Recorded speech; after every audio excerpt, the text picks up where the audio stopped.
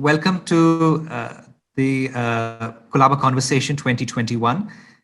This session is titled Relocating Mumbai in the Politics and Economics of the Indo-Pacific.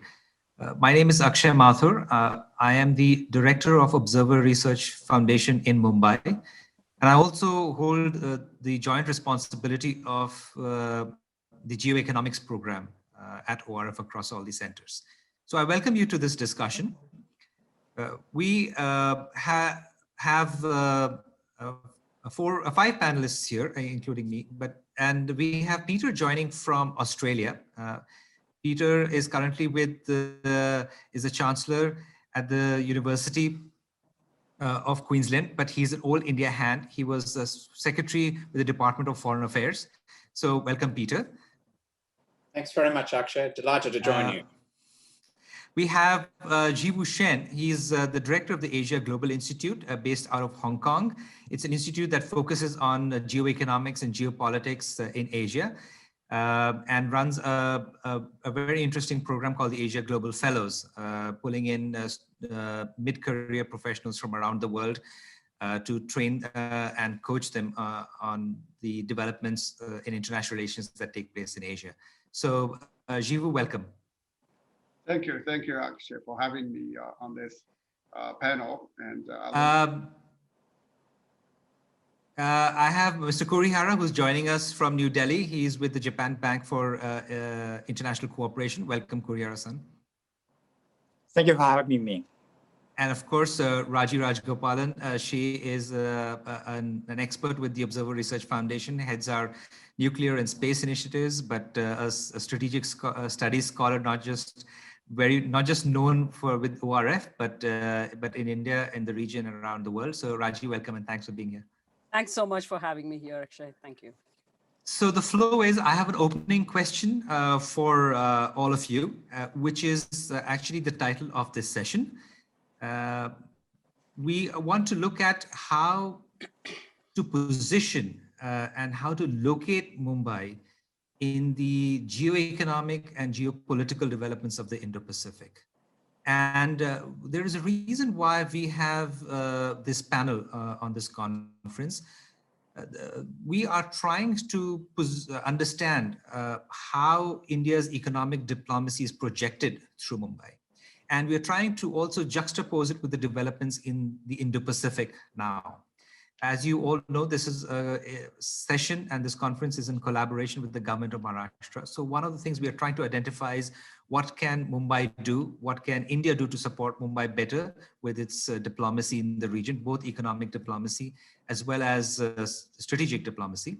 But in this session, I'll pose the same opening question to all of you, which is that how do you see the role of Mumbai in the politics and economics of the Indo-Pacific? Peter, what I will do is that I'll start with you. Then I'll come down to Jiwoo Shen, Kurihara-san, and then of course, Raji, you last because you're in-house with the Observer Research Foundation. So Peter, over to you. Well, thank you, Akshay, and thank you for the opportunity to participate in this panel.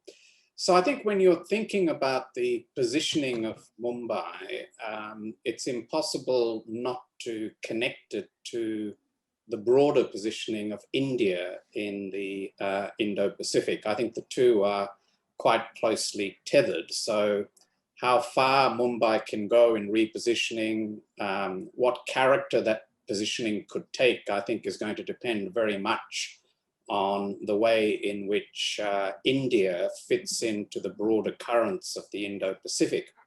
And on that, I think we are on the cusp of quite a new dispensation in the region.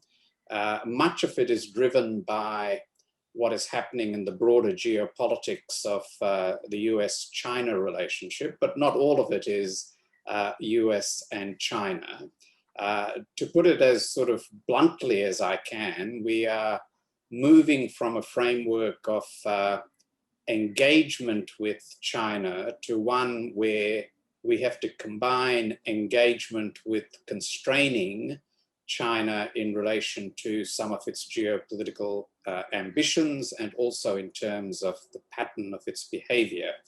Now, the reason I think that will suit India is that Firstly, India is a natural contributor to any new balancing framework in the Indo-Pacific.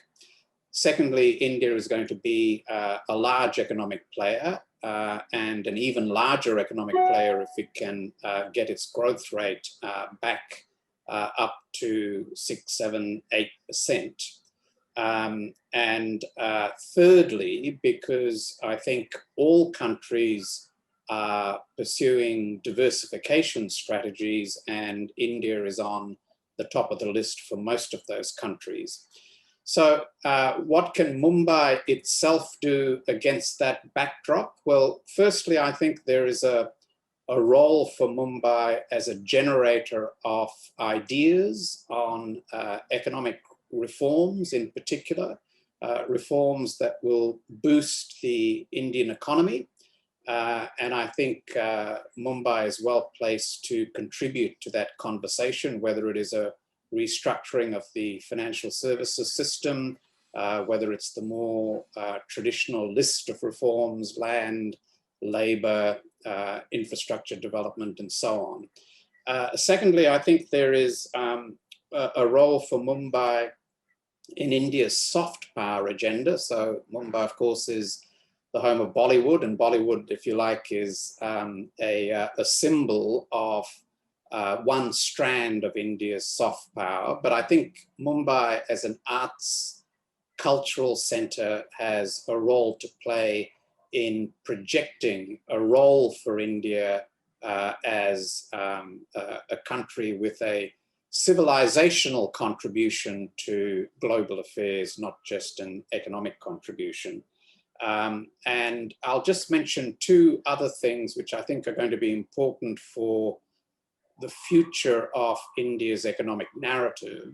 One is Mumbai positioning itself as an advocate and an articulator of inclusive economic growth, because one of the trends we're going to be facing in the future in most of our countries is how we address issues of equity and equality, and how we make sure that the fruits of trade liberalization and global engagement are more evenly distributed. And the last thing I'd say is, personally, I believe competitive federalism is a key to India's economic success. And by that, I mean creating an ecosystem within India where states compete to be seen as a place worth investing in, a place that has the infrastructure needed to make business succeed.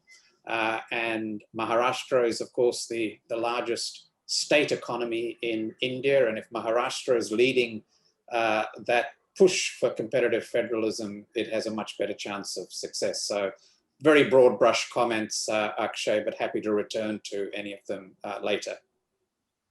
Thank you, Peter. Jivu, may I come to you on your for the opening question and your perspective on the role of Mumbai in the Indo-Pacific? Thank you, Akshay. I think Mumbai is a very special place.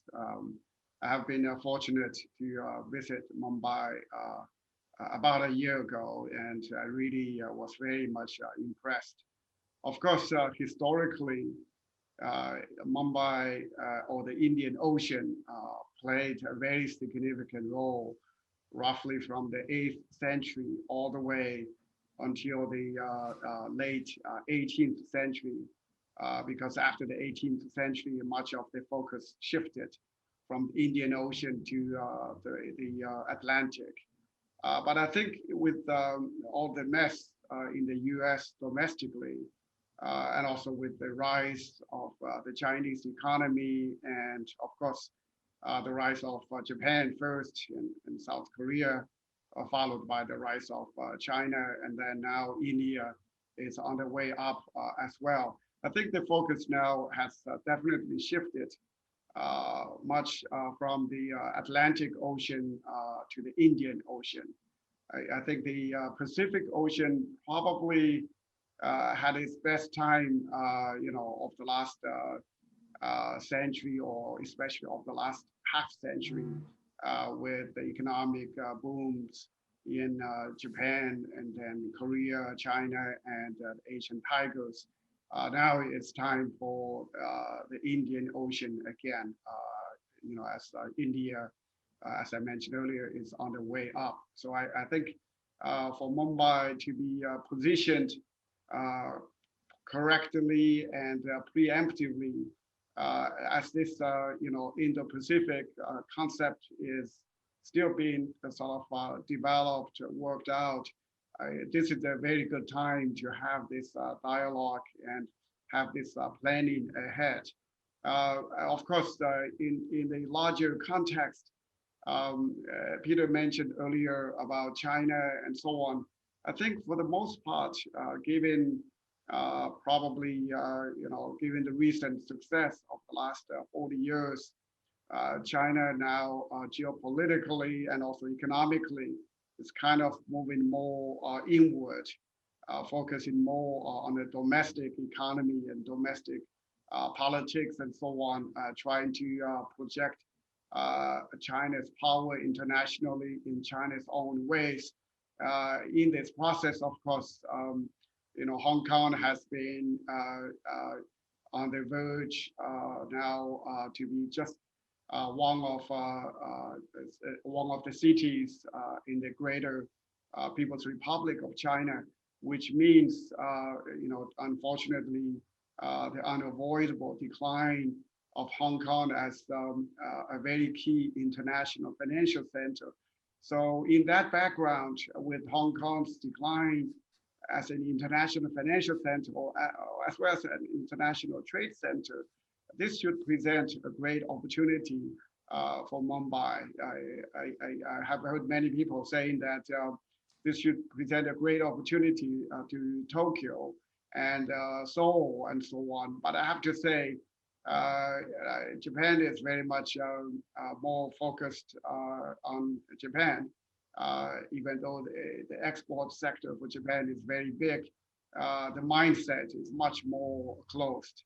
Like, for example, for our Asia Global Fellows program, we have tried for many years trying to get fellows from Japan, but so far, we have not received really much interest. I mean, to me, that just shows how close-minded many people are in Japan. So that should be good news for Mumbai, because over the last few decades, during my teaching years at Yale and other universities, I've always been friends with my colleagues from India.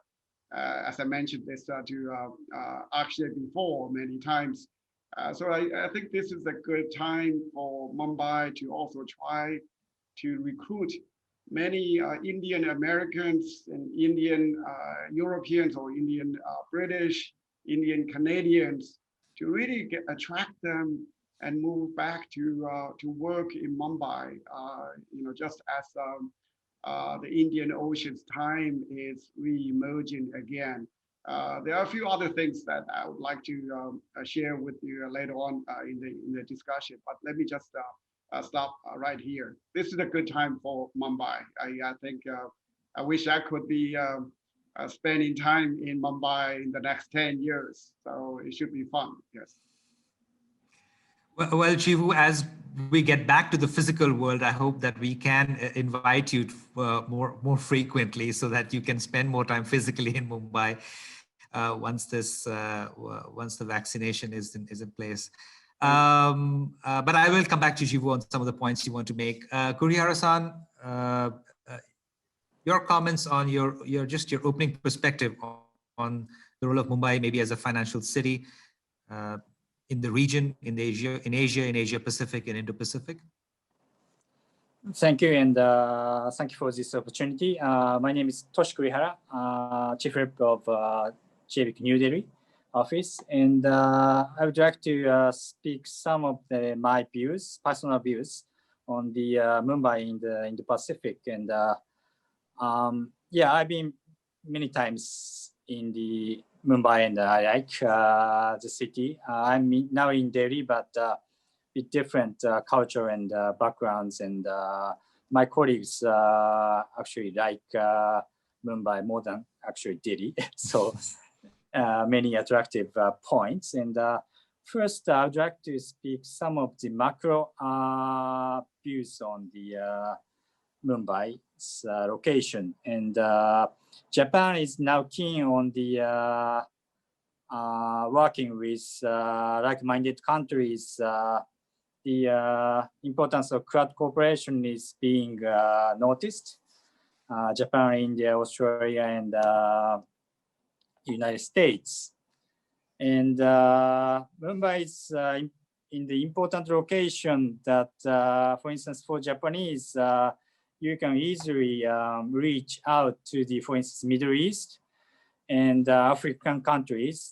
Japan is far from such region, but yeah, I was a bit surprised to have come here for my, the position, and I noticed very close distance and relationship with the Middle East and Africa from Indian perspective. So for Quad cooperation, Mumbai's location is very strong positioning for future collaboration, not only in the military or security cooperation, but also economic, financial, business cooperation.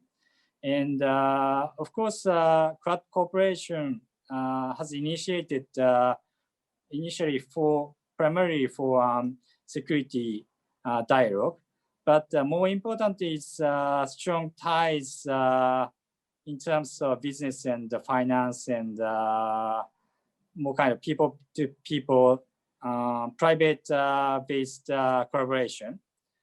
And I have to say, only a few Japanese now in Mumbai, out of 1,000 all over in India, still very small population in India, Japanese population in India, only hundreds Japanese business persons in Mumbai. But it needs to be increased, and huge potential, considering huge potential of Mumbai city, Mumbai could attract more and more Japanese. As Chen-san mentioned, the Japanese mind is a bit closed and needs to be changed. But I strongly impressed by the Mumbai's urbanization and the very intense and very concentrate city like Singapore or Hong Kong. So I believe in the huge potential of Mumbai city. And I would like to mention some Japan-India cooperation, G2G basis. As a Japanese government institution, we are very keen on the Indian operation. The Japanese economic operation was mainly with Chinese so far. But to diversify this heavy reliance on Chinese companies and Chinese government, Japanese government is working hard to diversify this economic structure. And Japan is working with Australia and India for the resilient supply chain initiative to diversify the global supply chain, keeping Chinese relationship and diversify and broaden the economic ties with Australia and India. And also JBIC working closely with USDFC, US government-based development finance institution. And we supported for USDFC to initiate Asian operation. We input many our expertise into the USDFC newly formed developed finance institutions. They are very keen on the Asian infrastructure development with US-based companies. So US-Japan cooperation could boost Indian economy in future. And I've been visited Indian Exim Bank in Mumbai many times, and huge potential for working with USDFC and Indian Exim Bank to boost, for instance, Indian Japan or Indian US based exports to, for instance, Africa or Middle East or South Asia. So yeah, from a financials point of view, Mumbai could have a more important role in the Indo-Pacific. Okay. Thank you, Kurihara-san, and of course, I'll come back to you on some of those questions. Raji, you have the weight of and responsibility of providing the, I suppose, the Indian perspective here. Yeah. Are you equally sanguine and enthused about Mumbai's role? Absolutely. I will try and provide an Indian perspective on this because I don't think there is one unique perspective from India on the role of India in the Indo-Pacific or Mumbai in the Indo-Pacific. So the idea, of course, that the Indo-Pacific has been gaining ground for quite some time now, for a few years. But I think much of the debate has come from the fact that it is stemmed essentially from the changing balance of power. The security imperatives have been the primary mover for the Indo-Pacific concept or the Quad and all of these concepts to come together. And at the heart of this discourse, of course, is the rise of China and what does it mean in terms of strategic consequences for India, for the region, and so on and so forth. So, but I think there is clearly an opportunity. This is an opportune moment for India to take a proactive role in shaping the emerging Asian economic, tech, and strategic dynamics. So there are opportunities that both India can tap onto, but also for Mumbai in particular. And I think in today's context, and especially in a post-COVID world, when you're looking at, I think it's very important to see what Mumbai can do, because I think in a post-COVID world, the economic capacity for the state to invest in a lot of things are going to be limited. So again, I think that particularly brings to the for the role of Mumbai, because Mumbai is the financial capital and kind of thing. So that makes it a particular.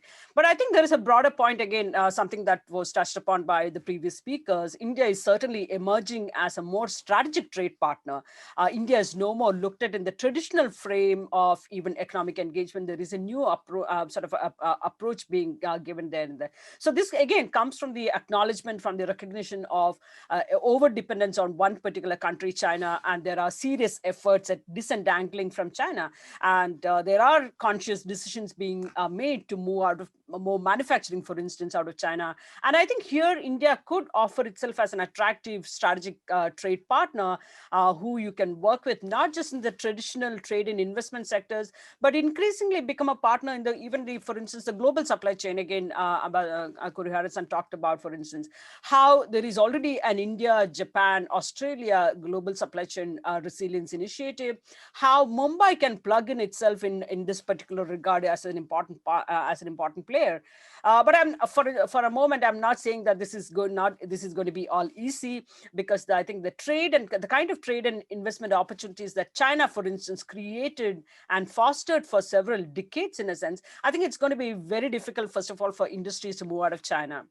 Second, in countries like India, for instance, I think there are still many impediments, and some of which Peter touched upon: the land reforms, the labor reforms, high tariffs, market access issues, ease of doing business. We have improved, but I think there are still many bureaucratic hurdles. So, but I think this is where I think the Indo-Pacific countries need to make some conscious and economically painful decisions at this moment to create a larger Indo-Pacific community of like-minded partners, because it's not going to be easy. But given the kind of political and strategic scenario that we are all placed with, especially India on the border with China on the Galvin for more than 10 months, Australia being faced with economic and trade coercive practices, and Japan had its own problems. So I think it brings together a number of strategically like-minded countries to work together to create favorable conditions And I think it's not going to be easy. Like I said,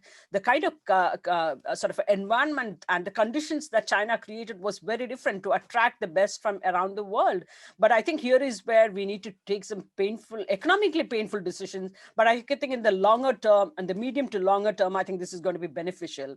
And I think Mumbai, again, Peter talked about an inclusive agenda. And I think I would say that inclusive agenda, not just in economic terms, but socially and politically. And Mumbai has that potential to do that. Mumbai is a financial center. Mumbai is a cultural center. So it does have that potential to make India and Mumbai a very attractive destination in the Indo-Pacific context and beyond. So I think it's a huge potential that is not being completely tapped into. And I think that's a potential that we need to realize in a sense. So I'll stop there and I'll come back on some of the points again. Thank you. Thank you, Raji. I'll switch up the order here now a little bit. Maybe I'll go to Jivu and Peter first, and then Jivu, a very exciting opportunity. I take your point that there is possibly a slight decline of Hong Kong, and there's opportunities which maybe Japan is maybe too mature to take, and Bombay can. I think that was the point you were trying to make. In Mumbai, we're somewhat circumspect, and also self-aware of the power of that Singapore and Hong Kong currently have, and Tokyo and Shenzhen, with the number of IPOs still being launched in Hong Kong. I think if Bloomberg projections are to be believed, it still remains unmatched in the world, the number of IPOs taking place in Hong Kong. If there is any spillover, seems like Singapore is being positioned quite nicely. It seems to us from a Mumbai perspective that while that Shenzhen and Shanghai markets have also become quite vibrant now, helped by some of the American companies, Los Angeles and San Francisco coming up as financial and fintech centers. Dubai, I suppose, has always been a little bit of a gateway to the Gulf. So when we see it in this broader frame as just comparing financial centers, what can we do from a policy perspective to position Mumbai better and in this frame that we have with us? Yeah, I think Hong Kong, of course, at this moment, it appears that Hong Kong has a lot of exciting IPOs and other activities. But just keep in mind, all this excitement and activities are very much China focused. So I was not saying that Hong Kong as a domestic financial center for Greater China is not going to happen. That is going to happen.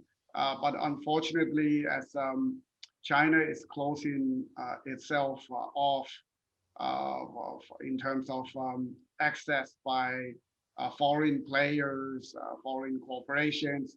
I mean, even Hong Kong is kind of moving in this direction as well with the new national security law in Hong Kong and so on. That has made the speed of Hong Kong's convergence to being just a mainland China city really accelerated. So I think pretty soon Hong Kong's internationalness, so to speak, it will be very different from the Hong Kong as we have known for many, for more than a century. So that should present an opportunity for Singapore, for Dubai, and then also for Mumbai. I think the competition Mumbai really faces financially and trade, or to some extent trade-wise as well, are really Singapore and Dubai. But of course, Dubai is further away from the Pacific countries, so Dubai should be at some, in some disadvantageous position, especially given that the Indian economy will continue to rise. So that should by itself give Mumbai a lot of opportunities. But I also have to say that from my experience, in the last few years, I've been to India many times, almost as many times as I have been to mainland China from Hong Kong. My experience, first of all, is always with the visa and also the border control at the different airports in India. It's always a struggle. I think that, I mean, it's not just me. I've heard from many Chinese business people as well as scholars going to India. Almost every one of them has complained to me saying that it's such a unpleasant and long delaying experience. And I mean, one time I think it was about a year ago when I was checking in at the Delhi airport, I was almost not allowed to enter India. I mean, as a friend, a longtime friend of India, I was almost made to think, gee, next time before I agree to, showing up at any Indian event, I should think twice because the experience of going through the border is just not so pleasant. I think this is very important.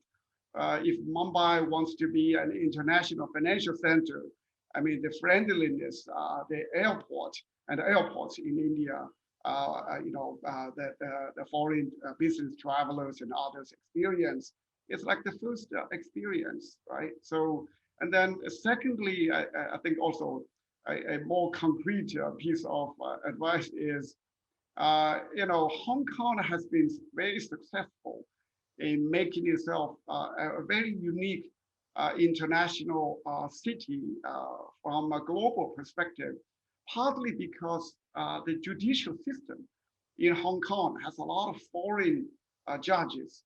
The final appeals court or the Supreme Court of Hong Kong has 18 foreign citizens who are judges on the final panel. Of course, there are alternate judges, but that's very important because it has presented a very good level of confidence and comfort to foreign business people, because when they choose Hong Kong as the jurisdiction for potential commercial disputes, financial disputes, whatever other disputes, they, not just Chinese participants, but also foreign partners have to feel confident that when they appear being sued or sue someone in a Hong Kong court, they can feel that there is enough level of justice they can accept.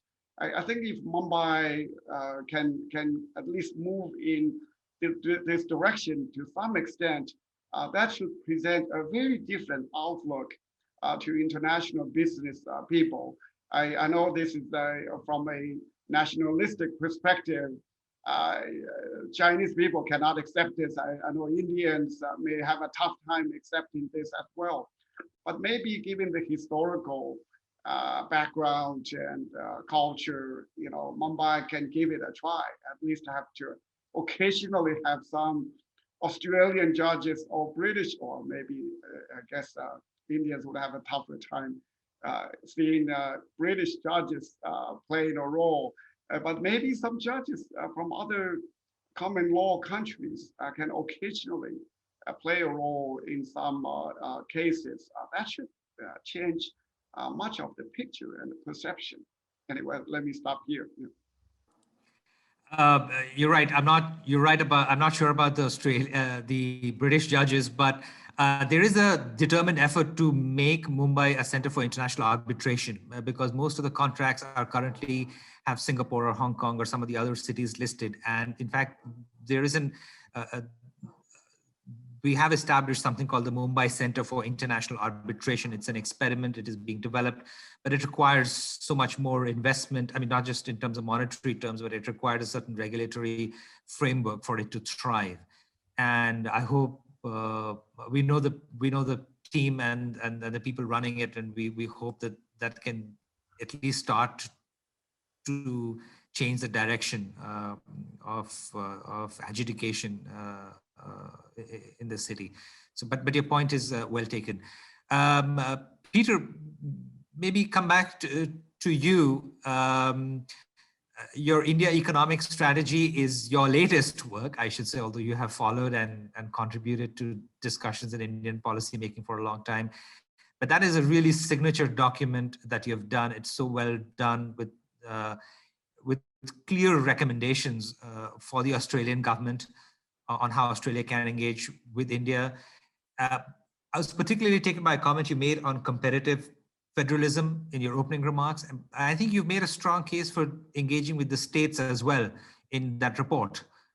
And I was wondering, given that we're doing this out of Mumbai and you're doing it in government of Maharashtra, what were some of the recommendations you made that we can think of when we think of Bombay and Maharashtra, leading economic diplomacy and engagement with the world? Thanks, Akshay, and thank you for your very positive comments on the report. Look, the single most effective thing India can do in terms of economic diplomacy is to grow at a brisk clip. And in my report, I said that there was no single market anywhere in the world that had more growth opportunities for Australia than the Indian market. And I premised that judgment on an expectation that India over the next 10, 20, 30 years would grow at somewhere between 6 to 8, 9% a year. So returning India to that growth trajectory is fundamentally important, particularly bearing in mind that the Indian economy had begun to dip well before COVID came along, and COVID has given us all a whack in terms of our economic development. So, you know, the sorts of things that will strengthen the Australia-India economic relationship is continuing economic reform on both sides, because I don't think any of our economies can ignore the need for a different suite of reforms in the post-COVID period. I mean, my own view is that we are all going to have to learn to re-prosecute the case for open economies in the post-COVID world, because there is an instinct now for deglobalization, for protectionism, for a more inward-looking bent, which I think will be to our economic detriment and will also prevent us from pursuing the broader geopolitical agendas that we have into the future. So addressing those questions, and they go to keeping the trend line of an opening economy moving forward, and not sliding from concepts like self-reliance into concepts like self-sufficiency, because they can be a very fine policy line between the two, but the consequences of each are very different. I mean, self-reliance, I think, is a policy that all countries will want to pursue to an extent. But if it slides into self-sufficiency, then I think we enter into a world where all of us will end up poorer, because it really means throwing the whole concept of comparative advantage out the window. And, you know, that way, I think, lies poor economic growth rather than significant economic growth.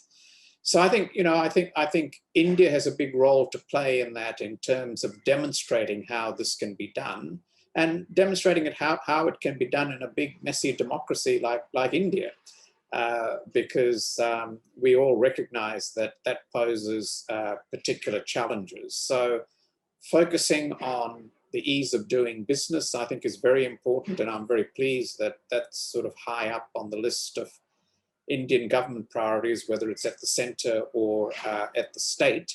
I think ensuring that infrastructure is as efficient and available as possible to business is very important. I think the regulation and deregulation agenda is hugely important to the certainty that investors, domestic and foreign, need to make the big investments that can promote economic growth. And then, you know, we all have our own challenges in terms of agendas like privatization of state assets, particularly at a time when infrastructure is sort of a big driver of our national economic policy. So, I mean, I would see all of those things as essential to the task of economic diplomacy, because at the end of the day, it's what you achieve rather than what you say that will determine the credibility of your economic diplomacy. Yes, and I take your word for it, Peter, having spent your life engaging in diplomacy with India, especially having been posted here and knowing the system and how it works and how the country works. Kurihara-san, I think you had indicated something on similar lines, that there is a need to keep Mumbai as a global open city, to attract professionals, financial firms. What were you indicating that Mumbai would need to do to build its competence and competitiveness and capacity and capability as a regional economic center? Maybe you have some ideas? Thank you, Akshay-san. I would like to share some of my experience when I've been engaged in the Roy Hill, Australian iron ore mining and infrastructure project financing. It was project financing, not corporate financing. So many lawyers and the accountants and financial institutions and off-takers, many financial professionals had to discuss intensively by all-party meeting wherever in the financial city to accommodate such financial professionals. And the location was mainly in Singapore. The global financial professionals from UK, US, and Japan, Korea, Australia, and Hong Kong had to have a meeting physically at the timing. Now we can do the virtually, but so the preferred location was definitely Singapore. Why was that? My takeaway is one is just one word, comfortable. And but breaking it up, the two main reasons. One is the transport and logistic infrastructure to accommodate demanding financial professionals, and also the soft power of Singapore. And regarding first point, why logistics and transport is important is, okay, Mumbai is a great city, but compared with Singapore, kind of, for instance, transportation is to be improved. For instance, too much congestion. Maybe, I don't know, now it's milded, but in Singapore, transportation is perfect, very close from airport, and many hotels, 5-star hotels and 4-star hotels, and very easy to walk around from hotel to meeting place, very concentrated, compact city, and you can live there with tax benefit or other benefit for financial professionals. So I'm not a high salary guy, but many financial professionals prefer Singapore's because of such the measures by Singaporean government to attract such professionals. So I believe that Mumbai could do much efforts Singapore had conducted. So I understand the now Indian government pursues some special financial zone like Gift City in Gujarat. I think it is very good effort. And actually Japan has to do that. Japan doesn't have such special financial zone or economic zone actually. so cannot attract such financial people to come. The financial professionals like Tokyo, but they prefer just have business trip in short day, no English, less English environment, and high tax. And so they Nagana decide to live there. So to attract financial professionals, maybe you need to accommodate such professionals in livable environment. And considering the, for instance, project financing is necessary keyword to attract international sponsors. If international global players, sponsors, developers invest in certain projects, they prefer to come with international standard financing, because due diligence process is guaranteed by international financiers or international off-takers or international kind of global high standard required the players. So India, there has only a few examples of limited recourse global-based project financing. So my recommendation is India needs to attract such project financing operations from Singapore or Hong Kong. Of course, India has many competent lawyers and accountants, but basically they are inward-looking and not welcoming, for instance, magic circle lawyers or international kind of financial players or, for instance, accountants.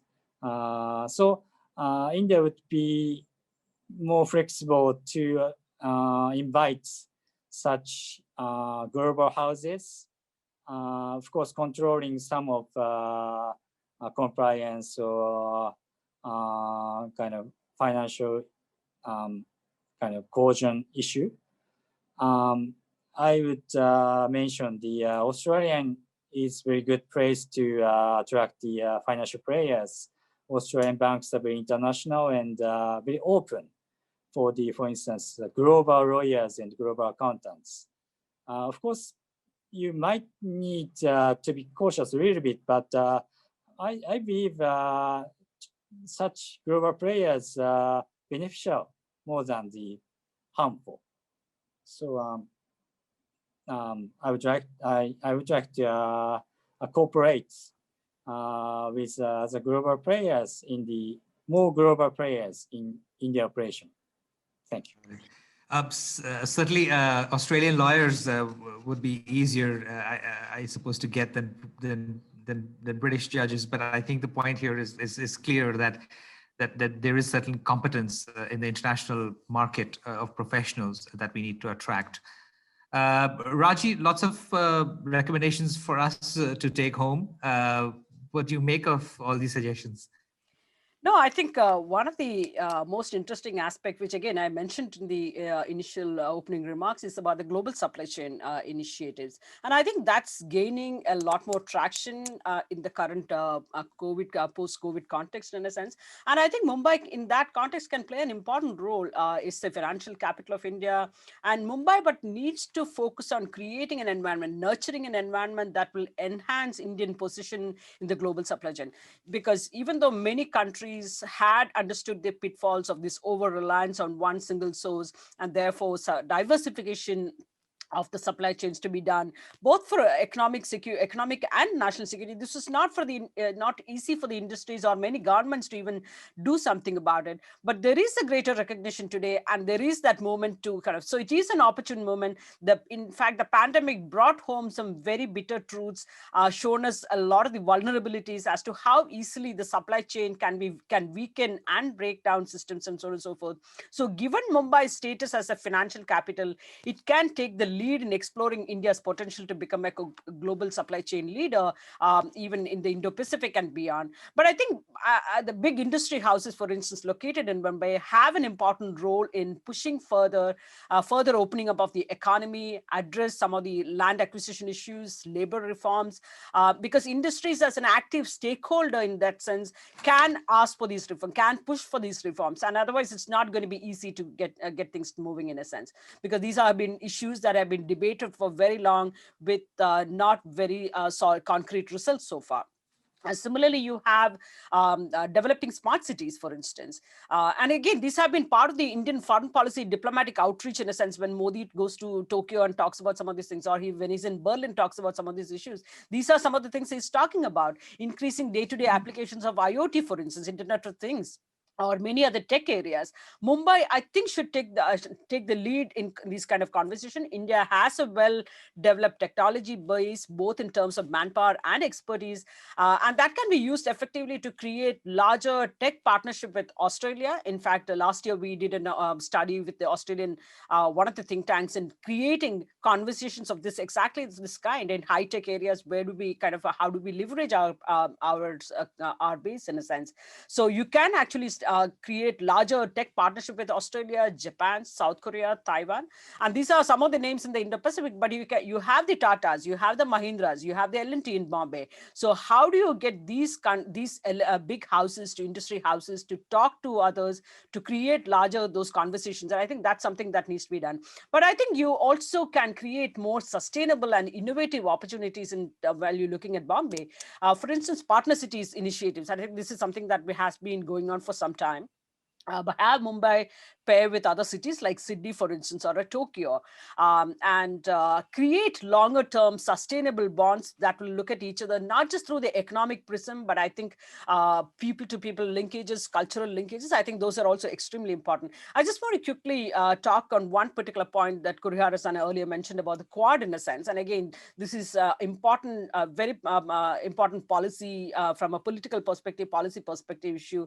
Again, we talk about infrastructure development and connectivity as an important aspect of segment of that Quad cooperation. But again, I think Indian leadership has talked about this important policy measures, but these to be implemented, I think we need Mumbai. And I think as the business and financial center, Mumbai has to step up in kind of in pushing that infrastructure and connectivity projects that India wants to be part of, because otherwise capacity deficit has been part of the Indian problem. And so if the capacity deficit has to be addressed, I think Mumbai has to come in, Mumbai has to chip it in this particular segment in a particularly important way.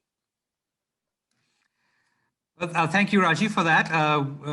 We're now out of time. I appreciate that all four experts here have given a perspective, not just for what we can do within Mumbai as a city, but Mumbai globally in the world, Mumbai regionally in Asia Pacific and Indo-Pacific, and Mumbai in India as well, which is not one of the things that we had started when we started this discussion, was something that we had put on the table.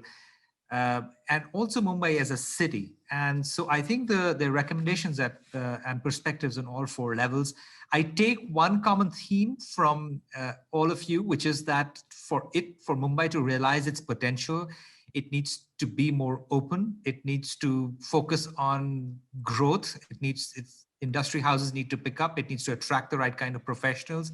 It needs to create the right kind of regulatory system, a dependable system, even if it means getting foreign professionals. And so an open economy or a global city would require it to then also mean that you're not just global and open to the investments, but also open to talent and learning from other regulatory frameworks from around the world. With that, all that is left for me to do is really thank you for joining us today. Peter from Australia, Kurihara-san from New Delhi, Jivu Shen from Hong Kong, and Raji, of course, from India. So thank you very much, and I hope you will join us and for the other sessions also that will take place in Colaba Conversation 2021. Thank you. Thank you. Yeah, Thanks. thank you. Thanks. Stay safe. Thank you so much. Thank you. Bye. Bye.